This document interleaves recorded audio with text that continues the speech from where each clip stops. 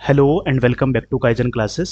आज के इस वीडियो लेक्चर में हम इंडियन ज्योग्राफी से संबंधित आपके लिए दूसरी क्लास लेकर के आए हैं, जिसमें हम उत्तराखंड लोक सेवा आयोग के द्वारा पिछली परीक्षाओं में पूछे गए सवालों को डिस्कशन करेंगे, उनमें एडिशनल इन्फॉर्मेशन क्या हो सकती है और किसी सवाल को हम पेपर में कैसे सॉल्व करते हैं, उन सारी चीज़ों पे हम यहाँ पे डिस्कशन करेंगे। चलिए बिना समय को गवाए हम काम को शुरू करते हैं। आज का हमारा टॉपिक रहने वाला है कि जो भी इंडियन ज्योग्राफी में माउंटेन से संबंधित, प्लेटू से संबंधित, प्लेन से संबंधित या फिर पासेस दर्रों से संबंधित जो भी सवाल अभी तक पूछे गए हैं, उन सभी सवालों पे हम बात करने वाले हैं। देखिए, पहला ही सवाल आज की वीडियो का है।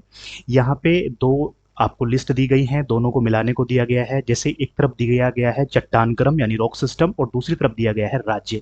मिलाना है कहाँ पे कौन से वाला रॉक सिस्टम देखने को मिलता है। जैसे पहला है धारवाड़ क्रम की चट्टान यानी धारवाड़ सिस्टम, क्या ये कर्नाटक? दूसरा है कुड़प्पा क्रम, क्या ये राजस्थान में मिलता है? गोंडवाना क्रम, क्या ये सिक्किम में मिलता है? टर्शरी, क्या ये उत्तराखंड में मिलता है? अगर हम इसमें बात करें तो जो धारवाड़ क्रम है वो आपको कर्नाटका में देखने को मिलेगा। कुड़प्पा राजस्थान में नहीं बल्कि हमें देखने को मिलेगा आंध्र प्रदेश में। कहाँ पे देखने को मिलता है? आंध्र प्रदेश में देखने को मिलता है। गोंडवाना क्रम की बात करें, ये सिक्किम में देखने को मिलेगा। और टर्शरी, जिसको हम सेडिमेंट्री रॉक्स भी कहते हैं, तो ये हमें उत्तराखंड में देखने को मिलेगा। जितना भी हमारा माउंटेनियस रीजन है वो सारा टर्शरी क्रम का है। तो यानी इसमें हमें पहचानना था कि कौन सही सुमेलित नहीं है, कौन प्रॉपरली मैच्ड नहीं है। तो हमारा ऑप्शन सही हो जाएगा बी, यानी कुड़प्पा जो है वो राजस्थान में नहीं है बल्कि आंध्र प्रदेश में है। चलिए नेक्स्ट सवाल की तरफ बढ़ते हैं। अगर हम इसके सही उत्तर की बात करें तो उसका सही उत्तर हो ऑप्शन बी हो जाएगा।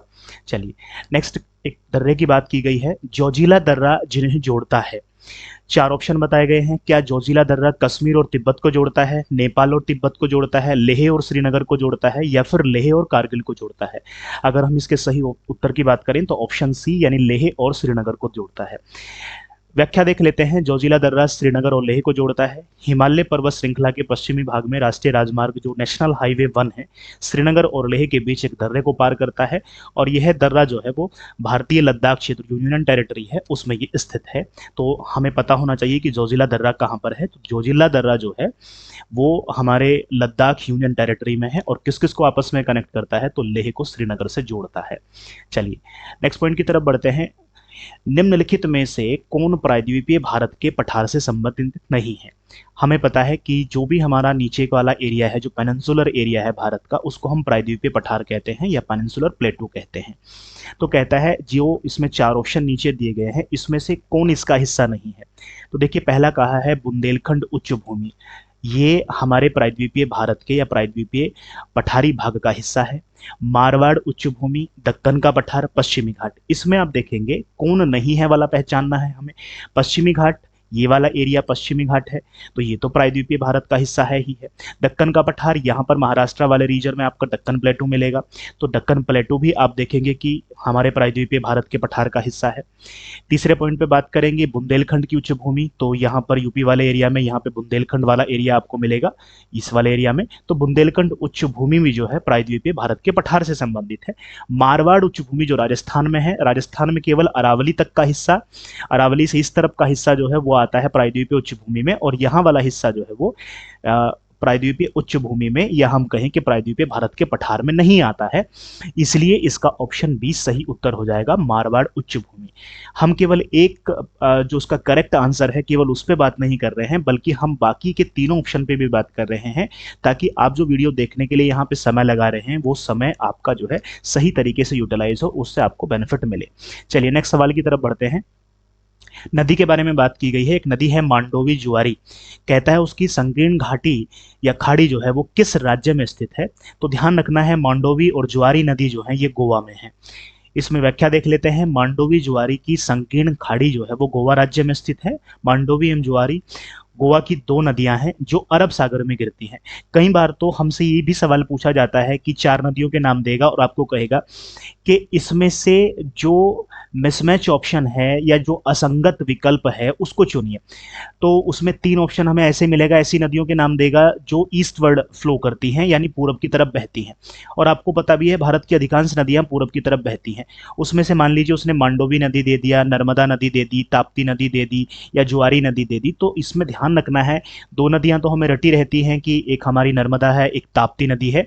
ये दोनों नदियां वेस्टवर्ड फ्लो करती हैं, पर हमें यहाँ पे दो नदियों के नाम जानने को मिले हैं, और वो है मांडोवी और जुआरी, जो गोवा से संबंधित है और ये भी वेस्टवर्ड फ्लो करती है, जो अरब सागर में गिरती हैं और एक संकीर्ण यानी एक पतली नैरो नैरो खाड़ी का निर्माण करती हैं। और मांडोवी नदी पर कौन सा जलप्रपात है यानी कौन सा वाटरफॉल है, तो ये वाटरफॉल भी आपको पता हो, दूध सागर जलप्रपात का निर्माण करती है। कई बार जलप्रपात मिलाने को दे देता है, तो मांडोवी जुआरी नदी।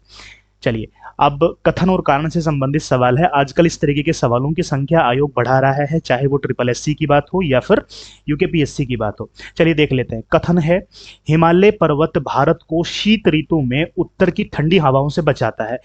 ये कथन दिया है, एकदम सही बात है। अगर हिमालय ना रहे भारत के उत्तर में, तो जो साइबेरिया की ठंडी हवाएं हैं वो भारत के मैदान और भारत के दक्षिणी भागों तक पहुंचेंगी, तो यकीनन ये हमें ठंडी हवाओं से बचाता है। कारण पे बात कर लेते हैं। कारण में कहा गया है, हिमालय विश्व का सबसे ऊंचा एवं नवीनतम वलित पर्वत है। अगर कारण में बात करें तो अपने आप में ये ठीक है, पर ये इस कथन का कारण नहीं है। हम हिमालय हमें ठंडी हवाओं से बचाता है क्योंकि वो नवीन है, क्योंकि वो सबसे ऊंचा है, नहीं ऐसी बात नहीं है। तो हमें क्या है, हमें पहचानना है कि कथन कारण दोनों सही हैं। हमने देख लिया दोनों सही हैं, पर जो कारण आ रहा है वो कथन की सही व्याख्या नहीं करता है। अब हम इसमें सही उत्तर को खोज लेते हैं। क्या कहता है, ए और आर दोनों सही हैं, किंतु आर ए की सही व्याख्या नहीं करता, यानी उत्तर इसका ऑप्शन बी इसका सही उत्तर हो जाएगा। ये इन्होंने यहाँ पे दिया भी है। चलिए एक नज़र इसकी व्याख्या पर डाल लेते हैं। क्या कहता है, हिमालय एक पर्वत श्रृंखला है जो भारतीय उपमहाद्वीप और तिब्बत को अलग करता है। हम जानते हैं हिमालय पे ही विश्व की सबसे ऊंची चोटी है, माउंट एवरेस्ट है, नेपाल में हमें देखने को मिलती है। यह भारत के उत्तर में लगभग 2500 किलोमीटर तक फैला हुआ है, लंबी सीमा बनाता है।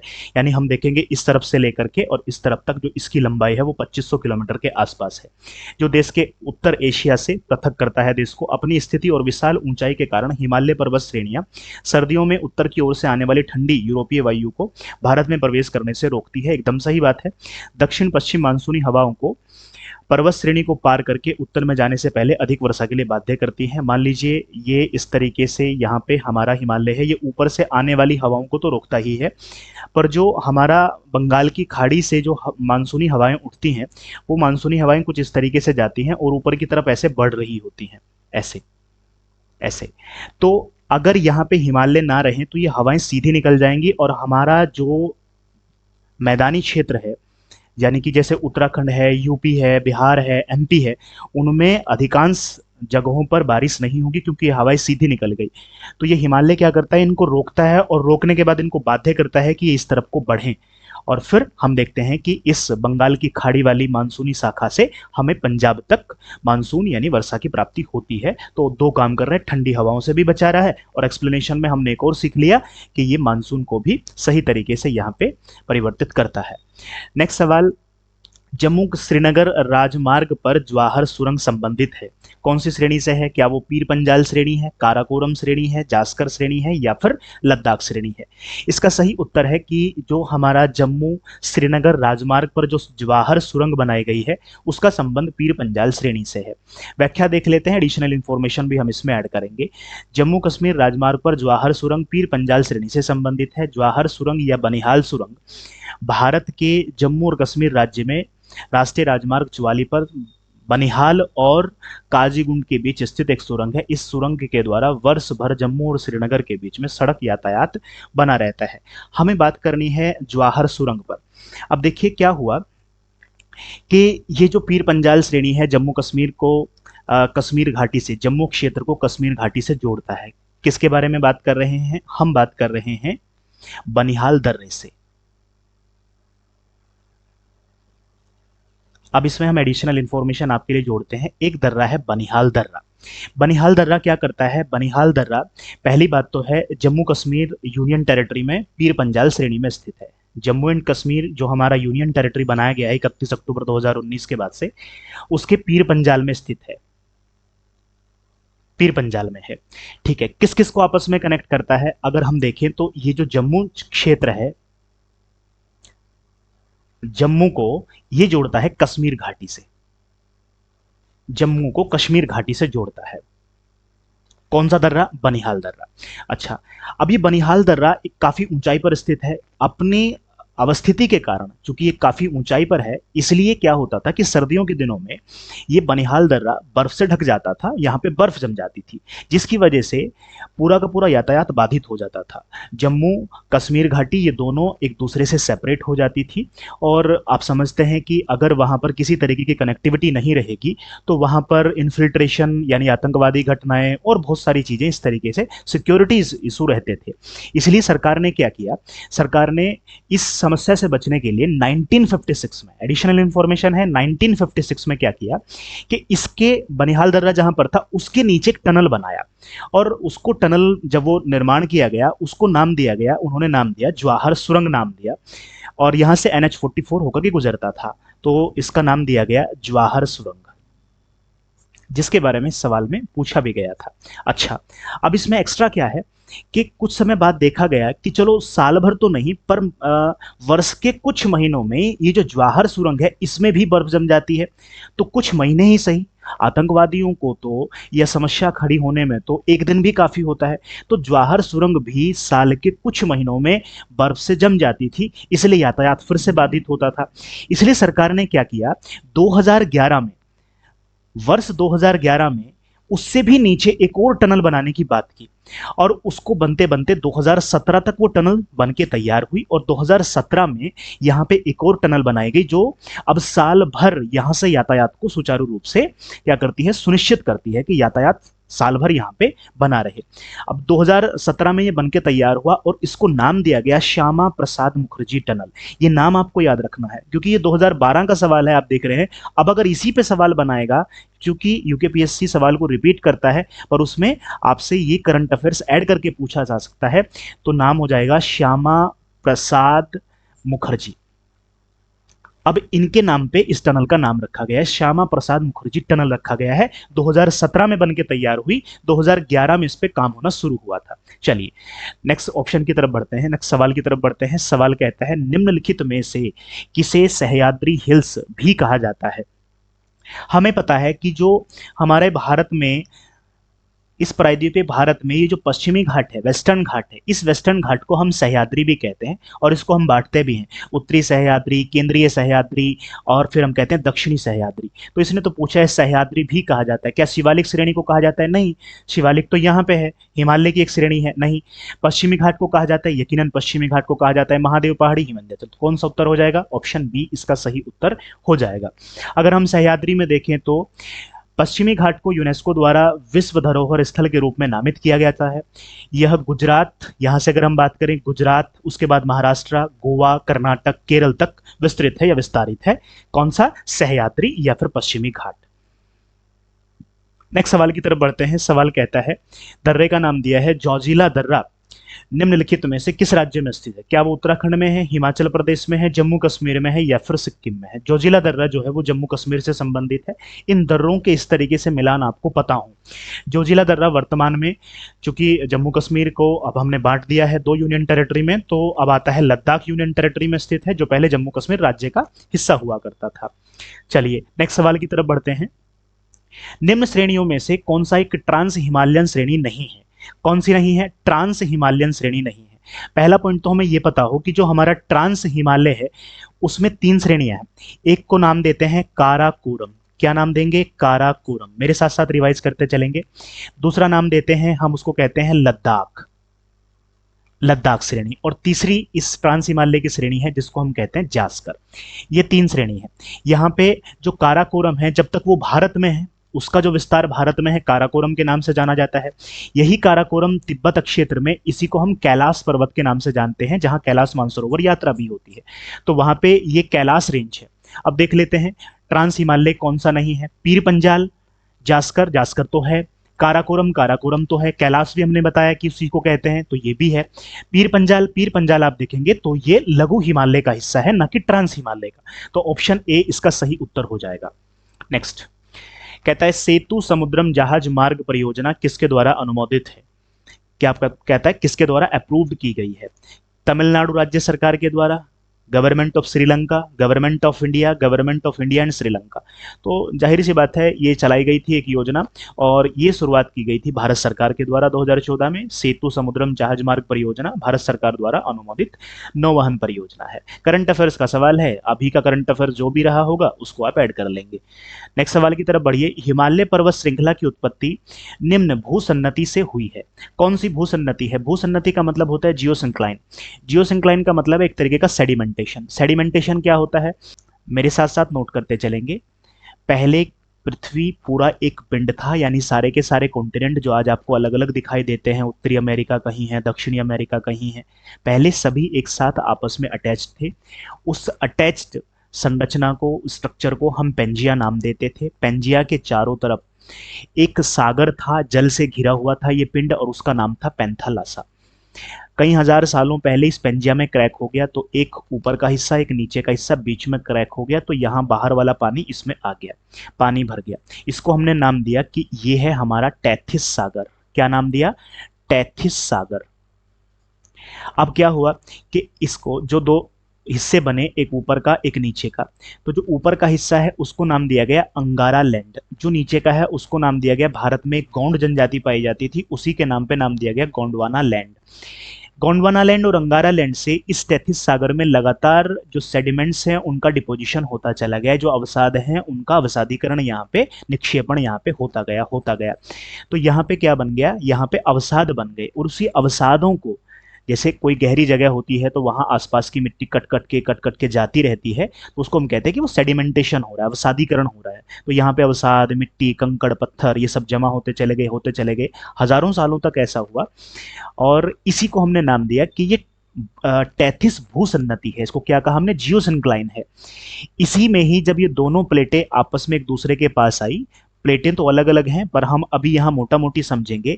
जब इस तरफ की जो प्लेट है, अंगारा लैंड की एक प्लेट है जिसको यूरेशियन प्लेट कहते हैं, और गोंडवाना लैंड की एक प्लेट है जिसको इंडो ऑस्ट्रेलियन प्लेट कहते हैं, जब ये दोनों प्लेटें आपस में एक दूसरे के पास आई तो बीच में जो अवसाद थे वही अवसाद ऊपर की तरफ उठ गए। वही अवसाद क्या हुए? वही अवसाद ऊपर की तरफ उठ गए, और उनके उठने से ही यहाँ पे हिमालय का निर्माण होता है, चाहे वो ट्रांस हिमालय हो, ग्रेट हिमालय हो, लघु हिमालय हो, या फिर शिवालिक हो। तो हमसे यही पूछा है कि हिमालय पर्वत श्रृंखला की उत्पत्ति किससे हुई, तो हम सीधे जाएंगे कि टैथिस भूसन्नति या फिर टैथिस जियोसिंक्लाइन से इसकी उत्पत्ति होती है। चलिए नेक्स्ट सवाल की तरफ बढ़ते हैं। सवाल कहता है कि हिमालय फ्रंटियर थ्रस्ट स्थित है, किस किस के बीच में स्थित है? हिमालय फ्रंटियर थ्रस्ट पे पहुंचने से पहले हम केवल आपको ये नहीं, इससे ज्यादा चीजें बता देते हैं। देखिए क्या है, इस तरीके से भारत के उत्तर में कुछ संरचना बनी हुई है। एक हमारा है ट्रांस हिमालय। ट्रांस हिमालय के बाद में एक महान हिमालय आपको देखने को मिलेगा, ये सबसे नॉर्थ में है, ये उसके साउथ में है, तो ये हो गया हमारा ग्रेट हिमालय।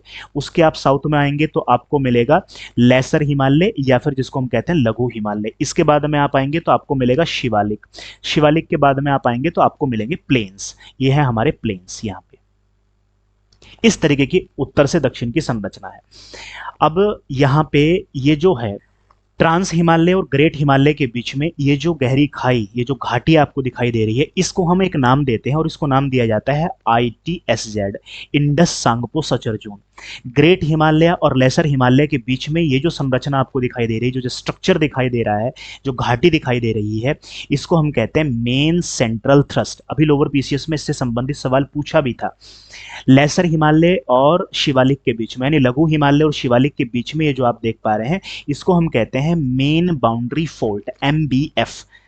शिवालिक और प्लेन्स के बीच में जो आप देख पा रहे हैं उसको हम कहते हैं HFF, या फिर हम उसी को कह देते हैं HFT, हिमालयन फ्रंट फोल्ड, या फिर हमको कहते हैं हिमालयन फ्रंटियर थ्रस्ट, उसको हम कहते हैं। तो अब सीधा सा उत्तर है, आपको पहचानना है HFT किस किस के बीच में, तो आप कहेंगे कि शिवालिक और प्लेन के बीच में है। शिवालिक इसमें सही उत्तर की हम पहचान कर लेते हैं, कौन सा ऑप्शन इसका सही हो जाएगा। तो यहाँ पे जैसा कि आप देख पा रहे हैं इसमें लिखा है गंगा के मैदान और शिवालिक के मध्य, ऑप्शन सी इसका सही उत्तर हो जाएगा। चलिए नेक्स्ट सवाल की तरफ बढ़ते हैं। देखिए एमसीटी से संबंधित सवाल है। एमसीटी अभी हमने आपको बताया महान हिमालय और लघु हिमालय के बीच में आपको वो देखने को मिलेगा। एकदम से सवाल हमारा सॉल्व हो जाता है। कहता है निम्नलिखित दर्रों को पश्चिम से पूर्व के क्रम में सजाना है। पश्चिम से पूर्व के क्रम में सजाने का मतलब है इस तरफ से इस तरफ की तरफ हम स्टेट देखते चलेंगे। इन दर्रों के क्रम में हमें स्टेट का नाम पता हो। चलिए शुरुआत करते हैं। पहला है जोजिला दर्रा। इसके बाद में है शिपकिला दर्रा, इसके बाद में है मुलिंगला दर्रा, इसके बाद में है बॉमडिला दर्रा, इसके बाद में है जलेपला दर्रा। अब देखिए एक एक करके चीज़ों को समझते चलेंगे। जोजिला दर्रा आपको लद्दाख में देखने को मिलेगा, सबसे आपको इस तरफ पश्चिम की तरफ आपको लद्दाख देखने को मिलेगा। शिपकिला दर्रा, शिपकिला आपको हिमाचल प्रदेश में देखने को मिलेगा। मुलिंगला दर्रा आपको उत्तराखंड में देखने को मिलेगा। बोमडिला दर्रा हमें मिलेगा अरुणाचल प्रदेश में, और जलेपला दर्रा ये हमें मिलेगा सिक्किम में देखने को मिलेगा। बस अब इसको आप सजा सकते हैं। अब देखेंगे सबसे इस तरफ हो जाएगा यानी जोजिला दर्रा, उसके बाद में हम पहुंचेंगे शिपकिला पे यानी हिमाचल प्रदेश में, हिमाचल प्रदेश के बाद में हम उत्तराखंड में, उत्तराखंड के बाद में हम आएंगे सिक्किम पे, और सिक्किम के बाद में सबसे पूर्व में हमें मिलेगा आंध्र प्रदेश। यानी 1 2 3 5 4, 1 2 3 5 4, यानी डी ऑप्शन इसका सही हो। निम्नलिखित में से कौन सी दक्षिण भारत की सबसे ऊंची चोटी है? बड़ा ही फेवरेट क्वेश्चन है आयोग का, हर तरीके का आयोग इससे संबंधित सवाल पूछता है। अनाईमुड़ी, महेंद्रगिरी, अरमाकोंडा, मुकुर्थी। सीधा सवाल है, सीधा उत्तर है अनाईमुड़ी। अनाईमुड़ी जो है वो अन्नामलाई एक वहाँ पे पहाड़ी है, उसकी सबसे ऊंची चोटी है, और यही दक्षिण भारत की सबसे ऊंची चोटी है जिसकी हाइट है 2695 मीटर। और ये कहाँ पर स्थित है, ये भी आपसे सवाल पूछा जा सकता है कि दक्षिण भारत की सबसे ऊंची चोटी दक्षिण भारत के कौन से राज्य में है, एक सवाल। दूसरा आपसे पूछा जा सकता है कि दक्षिण भारत की सबसे ऊंची चोटी कौन सी पर्वत श्रृंखला की सबसे ऊंची चोटी है, तो उसका नाम हो जाएगा अन्नामलाई की पहाड़ियां। चलिए नेक्स्ट सवाल की तरफ बढ़िए। कहता है कौन सा जोड़ा सही नहीं है? पंजाब हिमालय सिंधु एवं सतलज नदियों के मध्य है। दूसरा इसने कहा है कुमाऊं हिमालय यमुना और काली नदियों के मध्य। तीसरा है नेपाल हिमालय रावी एवं तीस्ता नदियों के मध्य। चौथा है असम हिमालय तीस्ता एवं ब्रह्मपुत्र नदियों के मध्य। यहाँ पे आयोग ने जो दिया है ऑप्शंस इसमें बनाए हैं, यहाँ पे ये सवाल हटाया गया होगा क्योंकि सही नहीं बताया है। देखिए एक व्यक्ति थे सिडनी बुराड़, नाम भी पूछ सकता है आपने कि ये क्लासिफिकेशन किसने किया। सिडनी बुराड़ नाम के एक व्यक्ति थे, ज्योग्राफर हैं, जिन्होंने हिमालय का अगर आप देखें तो एक तरीके का हॉरिजॉन्टल क्लासिफिकेशन किया। जब हम हिमालय को देखते हैं तो हम देखते हैं सबसे ऊपर हमारा ट्रांस हिमालय है, उसके नीचे हमारा ग्रेट हिमालय है, उसके नीचे लेसर हिमालय है, उसके नीचे हम देखते हैं शिवालिक है। पर ये क्या हम देख पा रहे हैं, ये वर्टिकल क्लासिफिकेशन है। सिडनी बुराड़ ने इस तरीके से क्लासिफिकेशन किया, ऐसे यहाँ से यहाँ तक को एक हिमालय दिया, यहाँ से यहाँ तक दो नाम दिए। तो सिडनी बुराड़ ने बेसिकली क्या कहा, सिडनी बुराड़ ने कहा कि जो सिंधु नदी है, इंडस रिवर है, सिंधु से लेकर के सतलज नदी के बीच का जो हिमालय का क्षेत्र है उसको उन्होंने कहा कि वो पंजाब हिमालय है। उन्होंने कहा कि पंजाब हिमालय सभी हिमालयों में सबसे ज्यादा चौड़ा हिमालय है। दूसरा उन्होंने कहा कि जो सतलज नदी से लेकर के काली नदी है जो भारत और नेपाल के बीच में सीमा बनाती है, विवादित भी रहती है कई बार, तो उसके बीच का जो हिमालय है उसको उन्होंने नाम दिया कुमाऊं हिमालय। तो देखिए थोड़ा सा आपको ध्यान रखना है क्योंकि हम कुमाऊं और गढ़वाल पढ़ते रहते हैं, तो यहाँ अगर गढ़वाल देता है तो सिडनी बुराड़ ने गढ़वाल नाम नहीं दिया था बल्कि कुमाऊं हिमालय नाम दिया। उन्होंने कहा कि कुमाऊं हिमालय की विशेषता यह है कि कुमाऊं हिमालय में सबसे ज्यादा हिमनद यानी ग्लेशियर्स पाए जाते हैं, बहुत सारी नदियों के उद्गम स्रोत यहीं से पाए जाते हैं। तो हम विशेषता भी देखते चल रहे हैं, एक्सप्लेनेशन से ज्यादा हम चीजें इसमें जान रहे हैं। तीसरा उन्होंने कहा कि जो काली नदी है और जो तीस्ता नदी है, काली नदी से तीस्ता नदी के बीच में नेपाल हिमालय है, और नेपाल हिमालय की विशेषता में उन्होंने बताया कि नेपाल हिमालय सभी हिमालयों में सबसे ऊंचा है, क्योंकि हम देखते हैं माउंट एवरेस्ट आपको वहीं देखने को मिलेगा। इसके अलावा उन्होंने कहा कि तीस्ता नदी से लेकर के ब्रह्मपुत्र नदी तक के बीच का जो क्षेत्र है वो असम हिमालय है। कई बार तो आयोग ने सवाल दिया, एक बार तो यूपीएससी ने पूछा, असम हिमालय को उसने मेघालय हिमालय लिख दिया, नहीं असम हिमालय नाम दिया गया। और असम हिमालय की सिडनी बुराड़ ने विशेषता बताई थी कि असम हिमालय में सबसे ज्यादा बारिश के कारण वहां पे वनस्पति बहुत सघन है, डेंस है, जिसकी वजह से वहां पे बायोडायवर्सिटी अर्थात जैव विविधता सबसे ज्यादा है। तो हर हिमालय की हमने विशेषता भी समझी और किससे किसके बीच में क्या है वो भी हमने जान लिया। नेक्स्ट बात कर रहा है, नेक्स्ट सवाल है नीलगिरी पर्वतमाला किस राज्य में स्थित है, वो राज्य कौन सा है? सीधा सा सवाल है, तमिलनाडु राज्य में है। नीलगिरी तमिलनाडु राज्य के दक्षिण भाग में पालघाट में स्थित है। पालघाट गैप पश्चिमी एवं पूर्वी घाट का मिलन स्थल है। यानी नीलगिरी पर्वत क्या है, जहां पर पश्चिमी घाट और पूर्वी घाट इस तरीके से, ये पश्चिमी घाट है और इस तरीके से ये पूर्वी घाट है, एक जगह पे मिलते हैं और वहां पे नीलगिरी पर्वत है। अर्थात पूर्वी घाट एवं पश्चिमी घाट के मिलन स्थल पर नीलगिरी पहाड़ी है। इसके पार फैली कार्डेमम की पहाड़ियां पश्चिमी घाट का विस्तार मानी जाती हैं। ध्यान रखना है, इसी नीलगिरी पर एक सत्यमंगलम टाइगर रिजर्व है। एक बार यूपीएससी ने सवाल पूछा, उसने नीलगिरी ना दे करके कहा कि बताइए जो पूर्वी घाट है, ईस्टर्न घाट और वेस्टर्न घाट आपस में कहाँ पे मिलते हैं, और ऑप्शन में उसने सत्यमंगलम टाइगर रिजर्व रखा था, तो वो उसी पर है, नीलगिरी पर ही है, तो वो भी हमें ध्यान होना चाहिए। नेक्स्ट, जो सापुतारा पर्वतीय पर्यटन स्थल है वो कहाँ पर है? झारखंड में, महाराष्ट्र में, गुजरात में या फिर मध्य प्रदेश में है? ये आपको मिलेगा गुजरात में। नेक्स्ट, भारत के निम्नलिखित में से कौन सी प्राचीनतम पर्वत श्रृंखला है? सतपुड़ा, विंध्याचल, अरावली या फिर गारो एवं खासी? देखो, विंध्याचल एकदम नहीं है, अरावली सबसे पुरानी है, यहाँ पे नहीं बल्कि विश्व में भी प्राचीनतम श्रेणियों में शामिल है अरावली। चलिए, आज की वीडियो में हम यहीं तक रख लेते हैं। नेक्स्ट वीडियो में हम फिर आगे की चीज़ों पर डिस्कस करेंगे। इसी तरीके से एडिशनल इन्फॉर्मेशन और कैसे सवाल को सॉल्व करते हैं वो सारी टेक्निक्स हम यहाँ पे सीखते जाएंगे। आई होप आप सभी अभ्यर्थियों के लिए ये वीडियो इन्फॉर्मेटिव रहेगा।